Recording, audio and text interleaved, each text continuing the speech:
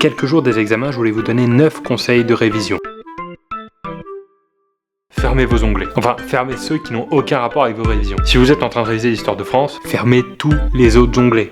Même si vous étiez en train d'apprendre des choses très intéressantes. Évitez d'actualiser toutes les 2 secondes vos réseaux sociaux. Tout le monde a une vie mieux que vous pendant vos révisions, donc ça sert à rien de vous faire du mal.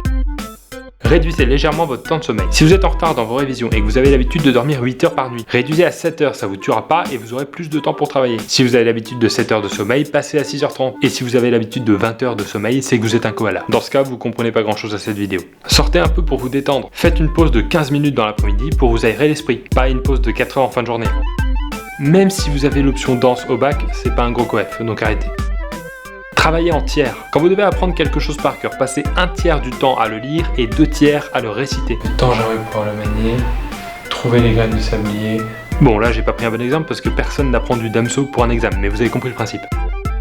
Regardez un film. Si vous regardez quelque chose avant de dormir, choisissez un film plutôt qu'une série. On connaît notre capacité à se passionner plus par une série que pour le logarithme n'est pas rien, donc autant ne pas prendre de risques une semaine avant l'échéance. Contrôlez les gestes parasites. Je suis pas sûr qu'à une semaine du jour le plus important de votre scolarité, ce soit si important de savoir si vous pouvez toucher vos cheveux avec votre langue. Alors concentrez-vous, bordel.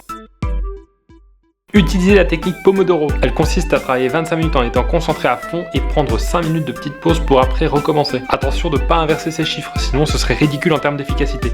Et ne négligez pas les douches. C'est pas que ça aide à la réflexion, c'est qu'à force de rester enfermé dans votre chambre, ça pue le fennec.